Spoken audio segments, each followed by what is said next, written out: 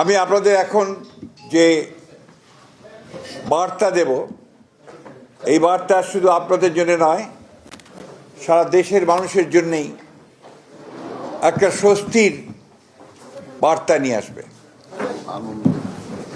আমি আপনাদের অত্যন্ত আনন্দের সঙ্গে জানাচ্ছি যে আমাদের দলের ভারপ্রাপ্ত চেয়ারম্যান, আমাদের কোটি কোটি মানুষের সবচেয়ে প্রিয় মানুষ, যিনি দীর্ঘ প্রায় 18 বছর ধরে নির্বাসিত অবস্থায় রয়েছেন বিদেশে এবং বিগত প্রায়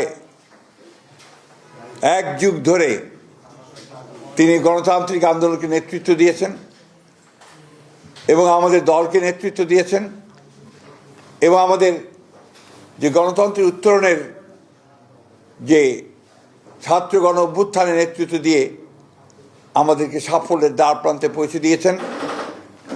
আমাদের সেই সংগ্রামী নেতা, এই দেশের গণমানুষের অত্যন্ত প্রিয় মানুষ জনাব তারেক রহমান, আমাদের দলের ভারপ্রাপ্ত চেয়ারম্যান, তিনি আগামী 25শে ডিসেম্বর, আমি আবার রিপিট করছি যে আগামী 25শে ডিসেম্বর তিনি ঢাকার মাটিতে আমাদের মাঝে এসে পৌঁছবেন।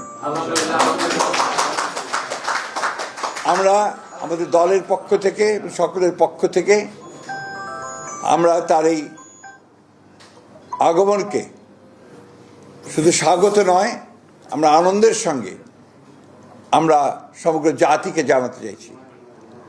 এবং আজকে গণতন্ত্র উত্তরণের পথে যে সমস্ত বাধাগুলো সৃষ্টি হয়েছিল, আমরা মনে করি যে আমাদের ভারপ্রাপ্ত চেয়ারম্যান তারেক রহমান সাহেব দেশে এসে পৌঁছলে সেই সমস্ত বাধা দূর হয়ে যাবে। কারণ আপনারা জানেন যে একটা বৈঠক লন্ডনে যেটা আপনার সংগঠিত হয়েছিল, আমাদের ভারপ্রাপ্ত চেয়ারম্যান এবং বর্তমান যে প্রধান উপদেষ্টা, লন্ডনে যে সভাটি হয়েছিল সেই সভায় সিদ্ধান্ত হয়েছিল যে ফেব্রুয়ারির মাসের মধ্যবর্তী সময় নির্বাচন অনুষ্ঠিত হবে। ফলে আমাদের নির্বাচন সম্পর্কে যতটুকু আপনার একটা শঙ্কা ছিল সেটা চলে গিয়েছিল।